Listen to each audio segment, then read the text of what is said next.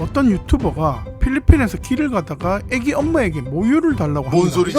여기서 팩트는 임신을 혼자 하는 게 아니잖아요. 그 관계는 가졌다는 건데 그걸 보면 그렇지 않을 수도 있지. 뭔 소리지? 국민의힘에 유진우 의원이 있는데 이 사람이 갑자기 그 다음날 그래서 만일에 이게 이제 먹힌다 그래서 이제 뭐가 잘못된다라고 하면 야 난 이걸 보면서 김문수가 되게 무섭다고 생각이 되는데 이 이슈가 나자마자 그 다음날 김문수가 갑자기 기자회견을 합니다. 그 기자회견의 첫 문장이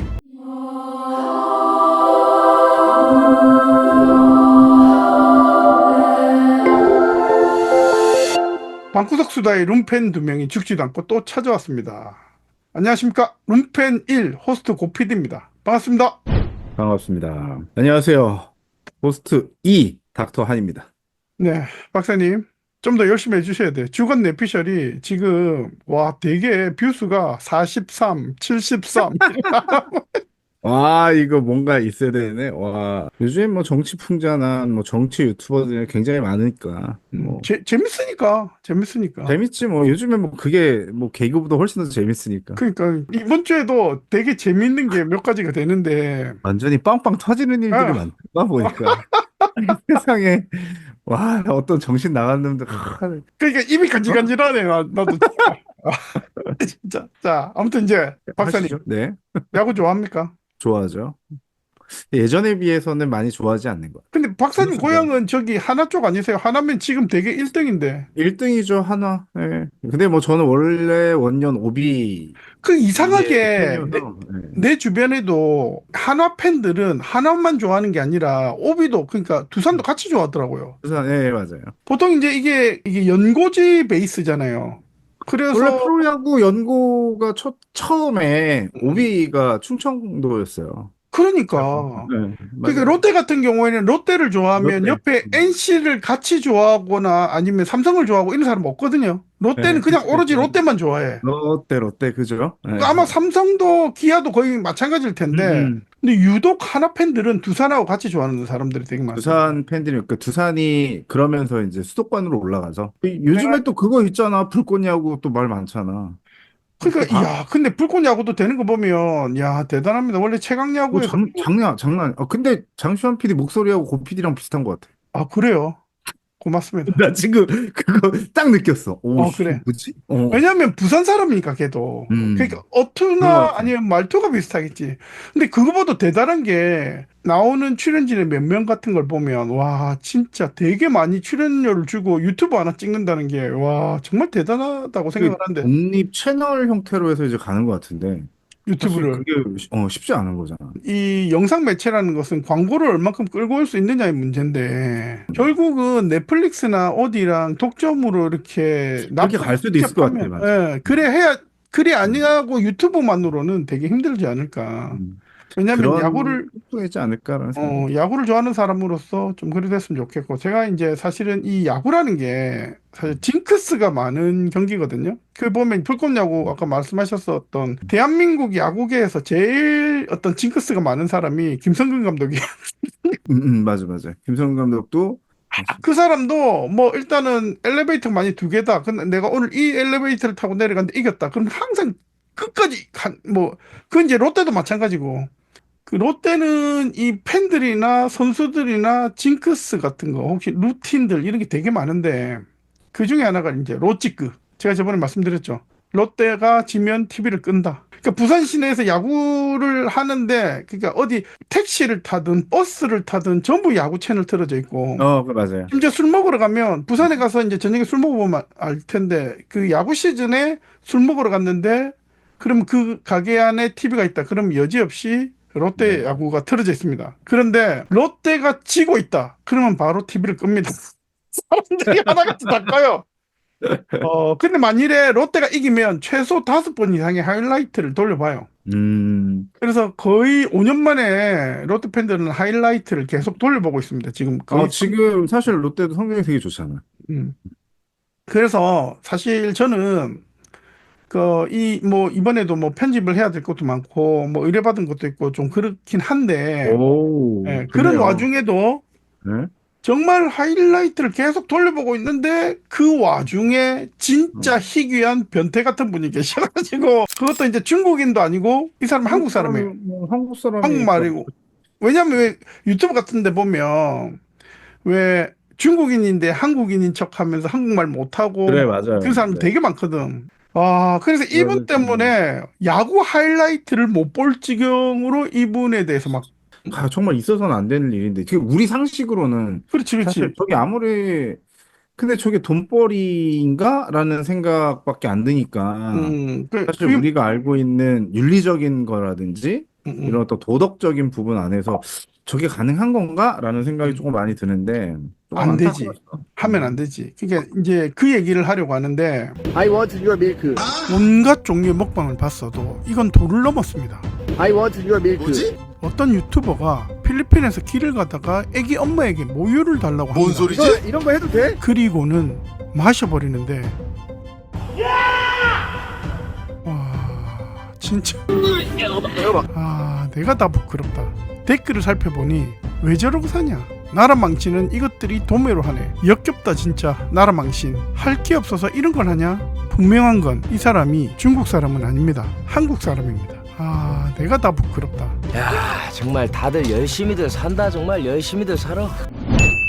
그래서 이제 이 내용을 간략하게 요약을 좀 해드리면 어떤 유튜버가 있는데 필리핀에 여행 유튜버인지 아니면 필리핀에 원래 아니. 사는 유튜버인지는 모르겠는데 처음부터 모유를 먹방하겠다고 마음 먹고 시작을 했나 봐. 그래서 그 길거리 가다가 조금 영상 보면서 좀 놀랐었던 게, 놀랬죠. 되게 어리잖아. 나 사실 원본을 봤거든. 원본을. 원본을 봤는데 얼굴이 다 그대로 공개가 됩니다. 그러니까. 그리고 심지어 얘가 뭐라고 얘기를 하냐면 이거 방송해도 되나? 그러니까 애 젖 먹이고 있는 거 그대로 찍어갖고 이제 생방송으로 라이브로 하니까 이게 이제 진짜? 모자이크가 안 되잖아. 그치.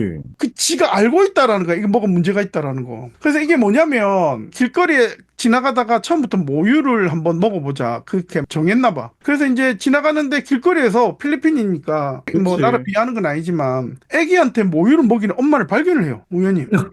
그래서 그 엄마한테 즉석에서 모유를 팔 수 있냐고 물어봅니다. 그래서 뭐 억울을 했나 봐. 미친 것 같아. 미친 거지. 그게. 왜냐면 우리 한국 돈으로 만 얼마를 줬는데 그러면 필리핀 돈으로 되게 이렇게 큰 거지. 예. 사실. 3배 정도는 되니까 작은 건 아니지. 그렇지. 그 나라 사람 하루 일당일 그럼. 수도 있고. 그래서 맞아요, 맞아요. 컵에 모유를 짜달라고 해가지고 그거를 이만한 컵에 소주컵보다 컸어요 분명히.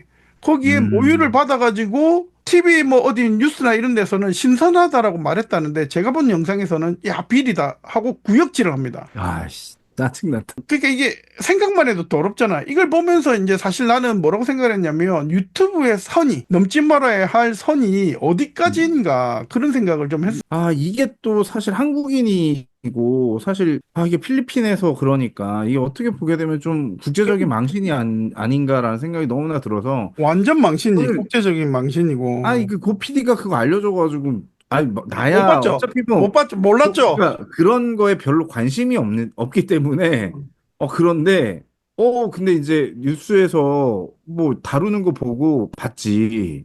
근데 검색하니까 뭐 고피디 말대로 그게 뭐 연결이 되거나 뭐 이러지는 않던데, 사실 그걸 접하면서, 이게 굉장히 도가 좀 지나친 부분이 너무나 크다. 굉장히 불편하더라고, 나는. 그렇지, 불편한데 얘가 왜 이런 짓을 했는지 난 도대체 이해를 할 수가 없습니다.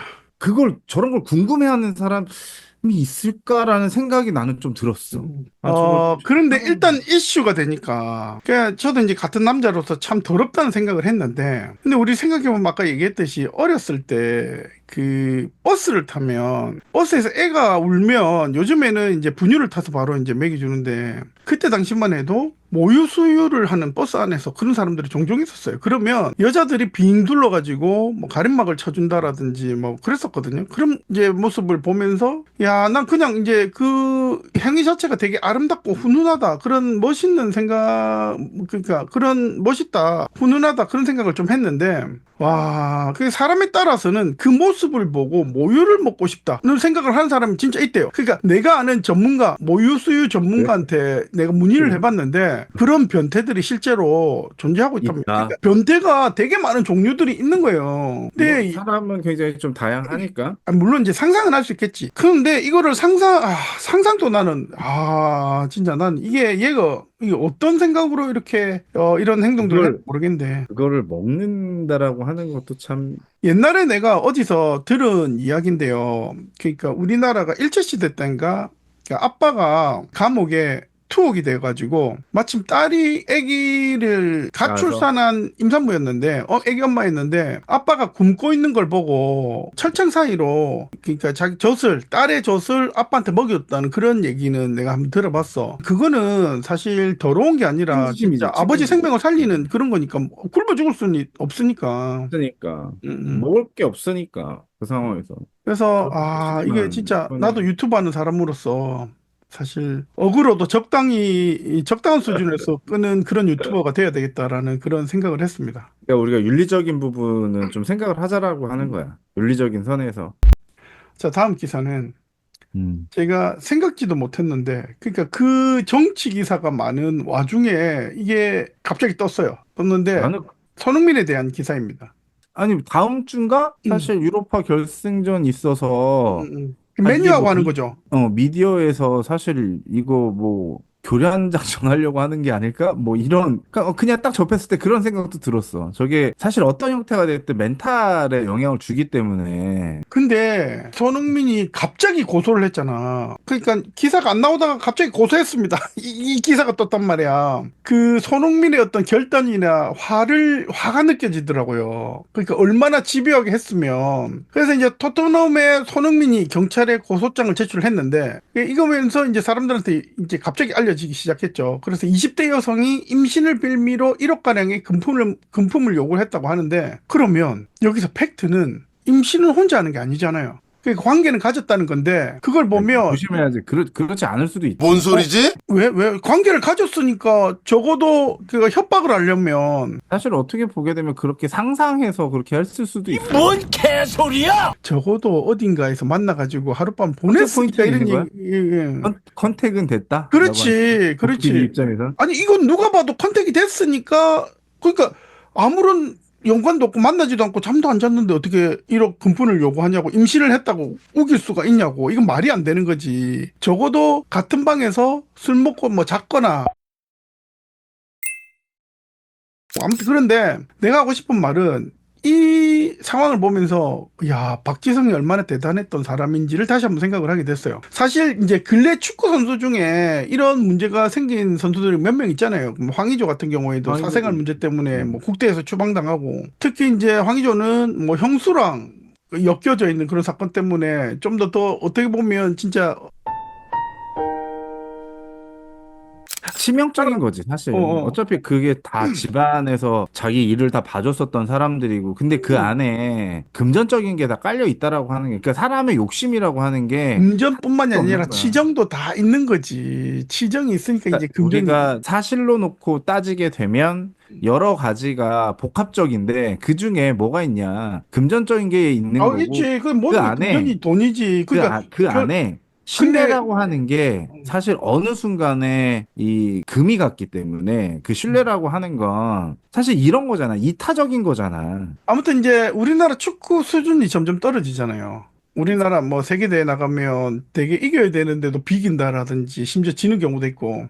말이 조금 이렇게 되게 많아. 축구는 특히나 축구협회에서부터 문제가 있는 거고. 진짜 그래서 문제가 많아. 수준은 점점 떨어지는데 사건 사고는 EPL이 되어가고 있구나. 이게 사실 다 미디어를 타고 전 세계 다 나갈 거 아니야. 그렇지 않을까? 또 완전히 이제 그냥 그러니까 어쨌든 이 사건을 다시 보면서 결국은 박재성이 대단하다라는 걸 다시 한번 느꼈고 근데 한편으로는 손흥민이 이해는 갑니다. 손흥민이 사실 그렇다고 해서 불륜을 저지른 건 아니잖아. 손흥민은 지금 불타오르는 그런 열정을 가지고 있는데 아니나 밖이나 근데 제 기억에 옛날에 손흥민이 그 선수 생활 끝날 때까지는 결혼 안 한다는 결혼하지 발표를 한 않겠죠. 적이 있어요. 맞아. 근데 사실 피를 끓어오르잖아. 그리고 또 이제 그치. 손흥민이 이게 이제 축구 선수로 성공을 했기 때문에 사람들이 이제 쉬쉬하고 이제 묻어주는 경향도 어느 정도 있다고 생각을 하는데 열애설이 사실은 끊이지 않고 일어났던 축구 선수 중에 한 명이거든요. 그치. 와서 만나면 이슈가 되니까. 사실. 아니 근데 야밤에 둘이서 다정하게 걸어가는 모습 찍힌다라든지 그 누가 있었냐면 걸스데이 미나 벌스데이, 그제. 미나 있고 애프터스쿨의 유소영 배우예요. 애프터스쿨 출신 배우 유소영 그리고 블랙핑크 지수까지 김고은하고도 루머는 있었어요. 심지어 그치. 송소희랑도 루머가 있었습니다. 근데 이제 송소희. 송소희는 진짜 난 건 아니고 송소희가 좋아했는데 뭐 이런 하여튼 그래 됐는데 젊은 뭐 청춘들인데 뭐 그럴 수 그렇지 있지. 이제 밤에 뭐 그런데 그러니까 내가 아까 20대 여자하고도 잤을 거다. 그렇구나. 그래서 이제 이번 사건은 그 정치적인 이슈에 많이 묻혀가지고 그냥 유야무야 넘어가는 느낌이긴 하기도 하고. 사실 어떨까요? 20대 여성 입장에서도 억울한 부분이 있을 수 있을 것 같네, 사실. 근데 나는 이거 뭔가 보면서 옛날에 있지 않았을까? 뭐. 이병헌 사건 있잖아요. 그 사건도 이제 같이 생각이 나더라고. 여러 가지. 이병헌도 실제로 그런 얘기를 했고 했는데 맞아요. 금품 요구나 이런 거는 이제 협박에 들어가는 범죄니까 뭐 하여튼 그런 그치. 생각도 잠깐 났고. 범죄지, 범죄. 이걸 봐도 다시 한번 얘기하자면 박지성과 그리고 그 이전에 차범근 감독이 정말 대단했다는 생각이 듭니다. 그치. 차붐 마찬가지인 거고, 그쵸. 차범도 이제 그런 부분에서 깨끗했으니까. 물론 이제 아들들은 사람 관계에 관련된 부분은 섣불리 이렇게 이야기하기 되게 좀 조심스러운 것 같아. 근데 이제 이런 사람들은 뭐 손흥민이나 우리가 이야기하는 박지성이나 뭐 이런 사람들 같은 경우는 사실 일반적인 사람들은 아니잖아. 사실 그러니까 우리가 이슈가 되는 거고. 뭐 고PD도 뭐 난 뭘 해도 연예사가 이슈가 안 되겠지. 연예사가 뭐 많이 있다라고 해도 우리가 뭐 이슈될 게 뭐가 있어. 아유 예를 들어도 형님 자기 스스로를 하지 왜 내를 끌어들이고 그래. 아니 형님 뭐 왜 그래 왜 나는 그런 근데 이슈가 있었다. 음. 그런데 뭐 한두 시간 만에 바로 묻혔다. 왜냐면 더 큰 파문들이 많았기 때문에요. 그 지귀현 판사 문제입니다. 지귀현. 주기현. 요즘에 최근에 이슈로 한 번씩 떠오르는 그런 판사인데 얼마 전에 지금까지 없었던 논리로 윤석열을 풀어주잖아요.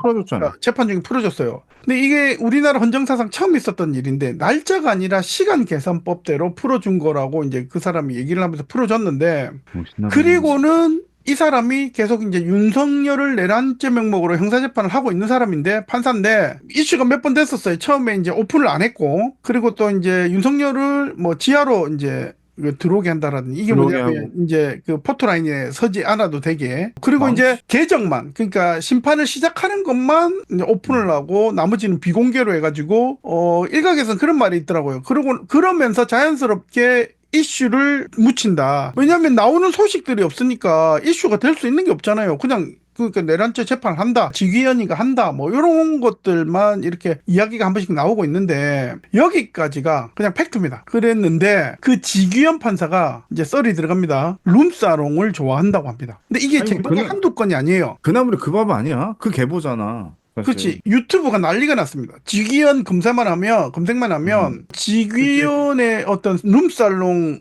연관 주제로 되게 많이 뜨는데 뭐 그래? 이게 그런 어떻게 거는 이런 이게 스토리가 시작됐냐면 그 더불어민주당 김용민 의원이 있는데 제가 이제 이거 가지고도 쇼츠를 하나 만들었어요. 그 이제 이게 나올 건데 영상으로는 그 판사가 수차례 고급 룸사롱에서 술 접대를 받았다라는 아주 구체적이고 신빙성 있는 제보, 거기다가 사진까지 제보가 들어왔습니다. 뭔 소리지? 사법부의 신뢰를 깨는 것은 자기들만의 세상에 빠진 판결, 게다가 사법부의 구성원들이 비리를 저질렀다라고 하면 사법부의 신뢰는 바닥으로 떨어질 것 같아요. 예, 그런 일이 있어서는 안 됩니다. 제가 제보를 하나 받았습니다. 지금 재판을 하고 있는 어떤 판사가 룸살롱에서 접대를 받았다라고 하는 매우 구체적인 제보를 받았습니다. 룸살롱 구체적으로 특정했고 그 룸살롱에서 1인당 100에서 200만 원 정도의 비용이 나오는 룸살롱에서 여러 차례 술을 마셨고 단 한 번도 그 판사가 돈을 낸 적이 없다, 접대를 받았다 라고 구체적인 제보를 받았습니다. 이런 제보가 있다면 법원행정처는 어떤 조치를 취해야 됩니까? 일반적인 절차가 뭐가 있습니까? 이 사안 조사하시겠습니까? 제가 구체적으로 말씀드리면 제가 지금 처음 듣는 이야기라서 나중에 자료를 주시면은 그 판사가 지금 누구 재판을 하는지 아십니까? 내란숙의 윤석열을 재판하고 있어요. 그 판사가. 그 판사가 바로 내란숙의 윤석열을 재판하고 있는 지기현 부장판사인데 그러니까 법사위원회 청문회에서 국정감사에서 지규현 판사가 룸사롱에서 여러 차례 접대를 받았다. 그리고 돈을 한 번도 내지 않았다는 그런 문제 제기를 합니다. 근데 이 룸사롱이 강남에 되게 유명한 룸사롱이고 1인당 100만 원, 200만 원씩 줘야지 들어갈 수 있는, 그러니까 흔히 얘기해서 접대를 받은 거죠. 심지어는 또 다른 제보에 의하면 이 지기현 판사가 이 룸사롱을 너무 좋아하는데 VIP한테는 차를 보내준답니다. 그 룸사롱에서. 근데 그 차를 법원에까지 들어오래 가지고 법원에서 그 차를 타고 갔다는 그런 제보도 있습니다. 그러니까 내가 하는 말이 아니라 국회의원들에게 들어온 제보들이에요. 그래서 이제 김용민 의원이 뭐라고 얘기를 하냐면, 이때 이제 나온 사람이 대법원 행정처장이라는, 이분도 판사예요. 그래서 이런 문제 제기를 하면서 내부적으로 문제 해결을 좀 했으면 좋겠다. 왜냐하면 사실 이거는 그냥 가만히 넘어갈 수 있는 건 아니지. 증거는 다 있는데 공식적으로는 안 깐다고 얘기를 합니다. 네가 필요하면 행정처에서 처장이 필요하면 내가 이 갖고 있는 증거, 그러니까 지규현 판사가 놀고 있는 사진이나 거기 들어가는 그런 사진들을 내가 다 줄 테니까 그러니까 내부 감사를 해라, 그런 얘기를 했어요. 왜냐하면 청문회에서 이 증거를 다 까고, 그래도 판사인데 사법부에서 알아서 해결할 수 있게 기회를 준 겁니다. 입법부에서 가면 개싸움밖에 안 되잖아. 그럼 또 이제 선거 지금 대선판에 물 흐르기를 할 수가 있으니까. 그리고 또 이제 사실은 그 판사라면 이게 권위가 있어야 되잖아요. 그래서 내가 봤을 때는 그거를 어느 정도 인정을 해준다고 내가 자료를 줄게, 까지는 않을 거야 라고 얘기를 했어. 그랬는데 그 다음날 누가 얘기를 하냐면, 주진우 기자 말고 주진우 의원이 있습니다. 국민의힘에 주진우 의원이 있는데 이 사람이 갑자기 그 다음날 쉴드를 칩니다. 지기현 쉴드를 치는데, 뭐라고 쉴드를 치냐면, 아무리 국감이고 아무리 국회의원이지만 증거가 있는지 없는지도 모르고 정확하지도 않은 것 같은데 현직 판사를 감사하라 마라 하느냐. 그래서 여기에 열받은 더불어민주당 아까 그 의원과 또 다른 의원들이 사진과 증거를 몇 가지 투척을 했습니다. 그쵸, 그 깠네. 그래서 개싸움으로 이제 점점 이제 번져가고 있는데, 재밌네. 근데 이제 이 싸움이 개싸움으로 번질수록 지기현은 물론이고 사법부의 권위도 땅에 떨어질 게 뻔하잖아요. 이게 우리가 조금 생각해 봐야 되는 게, 이게 이제는 다 이제 까발려져가지고, 사법부가 자기네들끼리 쉴드 쳐주고, 자기네들끼리 무마해주고, 이게 그냥 전통인 거 가봐. 전통. 그러니까 자기네들은 그렇게 해왔어. 이젠 모든 국민이 다 알아. 그렇지. 네, 그래서 사법부에 관련된 이런 쇄신이 아마도 다음 정권에서는 일어나야지. 필히 있어야 되지 않을까라는 생각이 좀 조심스럽게 들고. 근데 나는 이제 또 걱정이 되는 게 뭐냐면, 이번에 이제 이재명이 된다는 가정하에 사실 저번에 노무현 대통령도 고졸이라고 무시를 되게 많이 했잖아요. 물론 맞아. 고등학교가 명문고등학교긴 하지만 고졸이 아유, 무슨 부산은 대통령이냐. 근데 이 사람은 중졸도 안 되거든, 이재명은. 그치. 아니, 원래대로라면. 그리고 그게 이제 검정고시로 대학교를 갔으니까. 그래서 이런 부분이 걱정이 들긴 하는데, 그게 걱정거리인가? 사실 나는 이제 거꾸로 생각하면 이런 생각이 좀 들어. 이게 우리가 소위 이야기하게 되는 국민들이 요구하는 소리를 좀 잘 들어줄 수 있지 않을까? 라는 생각을 하지. 그 사람은 그런데 주위의 그 깔따구들이, 흔히 얘기해서 모기들이 그치. 어떻게든 물어 뜯어야 자기가 살 수 있으니까. 그래. 그럴 수 있지. 이번에 보세요. 좀 이따 나올 건데, 어떻게 보면 진짜 물어 뜯을 거리는 얼마든지 있습니다. 맞아. 있어. 충분히 있어. 그래서 이제 마지막으로 한마디를 더 하자면, 이 주진우 의원이 이 지규현하고 그리고 되게 친하다는 말이 있어요. 그래서 실드를 쳐주려다가 더 잣된 상황이 이제 독박 쓴 거지, 이제. 이제 그런 상황이 된. 독박 맞은 거. 자, 네. 그래서 이제 이 다음에 어떤 일이 있었냐. 민주당에서 또 이제 일을 열심히 하기 시작했나 봐. 근데 이거는 좀 애매하긴 한데, 김문수가 유튜브를 운영을 했어요. 예전부터 유튜브를 했는데 거기서 슈퍼챗이 그 한 1억 7천 슈퍼챗이라고 하는 게 뭐야? 그러니까 이게 기부하는 거야? 그러니까 별풍선 같은 거예요. 별풍선. 그치.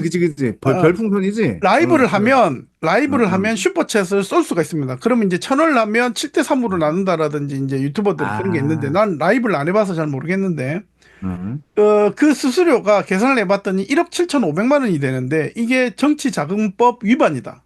그런 내용이 어, 들었었던 것 같아. 맞아, 맞아. 이게 그래서 이 더불어민주당이 이제 고발을 해요. 좋겠네. 근데 이제 이게 뭐 사실 정치적으로 계산을 안 되고 이제 하다 보니까 이게 걸려들은 거지. 그렇다고 해서 그냥 넘어갈 수도 없으니까 이제 고발을 했어요. 그 이슈가 잠깐 됐었거든요. 그래서 만일에 이게 이제 먹힌다. 그래서 이제 뭐가 잘못된다라고 하면 국민의힘이 우여곡절 끝에 얻은 대선 후보를 또 잃게 되는 그런 경우의 수가 생겨. 2번이 날아가는 거잖아. 그런데 김문수가 난 이걸 보면서 김문수가 되게 무섭다고 생각이 됐는데 이 이슈가 나자마자 그 다음날 김문수가 갑자기 기자회견을 합니다. 그 기자회견의 첫 문장이 민주당의 이재명 범죄 삭제 방탄 입법이 도를 넘고 있습니다. 민주당의 이재명 범죄 삭제 방탄 입법이 도를 넘고 있습니다. 로 시작을 합니다. 그러니까 내 슈퍼챗은 그쪽에서 먼저 이제 공격이 들어왔잖아요. 그럼 보통은 방어를 하고 다시 공격을 하는데 얄짤없이 너희들은 떠들어라. 그럼 나도 공격할 거 있다고 이 공격을 하기 시작한 거죠. 그러니까 이게 만일에 어떤 사건에 따라서 그게 아무리 팩트라고 해도 어디서 바라보느냐, 어떤 관점에서 바라보느냐에 따라서 해석을 다 다르게 할 수 있잖아요. 이런 부분에서 뭐 주기현 판사 문제도 있고, 그리고 또 이제 그 전에 그 대법 파기환송 문제도 있고, 거기에 문제를 해결하려고 민주당은 시동을 걸기 시작하는데 그거조차도 방탄국회다. 그렇게 이제 김문수는 되게 꼿꼿하게 이제 그 논리를 펼치는데 그러면서 이제 헌법 질서를 흔들려고 하고 있다. 그러면서 기자회견을 짧아야 한 3분에서 5분 정도밖에 안 된 것 같은데 난 그 기자회견을 보면서 와, 야, 진짜 이번 대선 쉽지 이게 않겠다는 생각을 했거든요. 사실 보게 되면 굉장히 정치 공학적인 기준으로 접근한 것 같아. 이거는 선수기 때문에 가능한 거야. 맞불 놓은 거예요. 아마추어는 이거 못해. 진짜 선수야, 선수기는 해. 이재명이 최근에 무슨 말을 했냐면 우리가 여론조사에서 이기고 있다고 하더라도 절대 방심하면 안 된다. 왜냐하면 이번 대선은 대승이 중요한 게 아니라 최종 승리가 정말 중요하다라고 얘기를 했거든요. 나는 그 얘기를 듣고 이게 너무 조심하는 거 아니야라고 생각을 했는데 이 김문수를 보는 순간 우리가 알고 있었던 그런 무식해 보이던 그 김문수가 아니구나. 아니야. 어쩌면 진짜 뒤집지는 못해도 끝까지 따라올 수는 있겠다라는 생각을 했습니다. 되게 독한 거야. 독하고 되게 독한 거야. 얘가 이 투쟁심이 장난이 아니구나. 뭐 이런 걸 좀 많이 이제 느꼈어요. 얼굴에서 풍기는 이미지하고 그러니까 장난이 아니야. 자기가 가지고 있는 그러니까 내가 딱 보기에는 약간 내가 필요한 걸 득하기 위해선 사실 어떤 의사결정을 다 할 수 있지만 내가 그게 득했어? 그럼 내 고집대로 가는 사람. 그러니까 그 이게 고집이 사실 절대 꺾이지 않아. 이게 쉽지가 않은 사람이지. 그리고 그래서 자기 신념이 확실해요. 그 부분에 대해선 사실 우리가 많은 부분에 대해서 허점이 되게 많은 사람이야. 하지 말아야 될 사실 말도 되게 많이 했고, 근데 맞아. 그것조차 자기는 인정을 안 하잖아. 그러니까 나는 사과도 안 해. 저 사람. 근데 그거 보면서, 그런데 이 사람이 이게 진짜 참- 투쟁을 할 줄 아는구나. 눈빛을 보면 뭔가 논리로 풀어갈 생각을 안 하고, 야, 맞불을 놓는다. 그러면서 그 눈빛이, 와, 이 사람 장난 아니구나. 하여튼 그런 거를 느꼈습니다. 우리가 보게 되면 어거지 쓴다라는 표현일 수도 있는데 그 어거지에 사실 자기 나름대로의 논리가 있기 때문에 나는 당당해. 딱 이렇게 생각이 좀 들어. 한덕수하고 얘기할 때도 자존심 상해도 들어줄 때 웃으면서 끝까지 다 들어주더라고. 내가 봤을 때는 한덕수가 말을 많이 끊고 들어왔거든요. 끝까지 참더라. 끝까지. 아니, 그래서 그게 되게 좀 강해. 그런 부분들이 좀 있어. 그리고 그 말 끝까지 하는 자기 거. 관철시키고. 그래. 안 굽힌다니까? 음. 고집이 엄청나게 센 사람이야. 진짜 그러니까 고집이 센 사람이야. 이게 잘못 만났구나. 그래서, 이게 그 발톱이 살아 있었구나. 그런 생각 사실- 많이 했고. 그리고 끝까지 그 우여곡절을 겪으면서 국민의힘에서 살아나온 이유가 있구나. 내공이 있구나. 진짜 내공이 있는 거지, 사실. 심지어는 한덕수로 바뀌었잖아요. 맞아. 쌍권에 의해서 바뀌었다가- 권성동에 의해서 바뀌었는데 그런데 끝까지 살아남아서 다시 나왔잖아. 엄청난 거야. 엄청난 사람. 그리고 권성동마저도 밑에 붙였잖아요. 그래, 맞아. 이 사람을 보면서 되게 무섭다는 생각을 했습니다.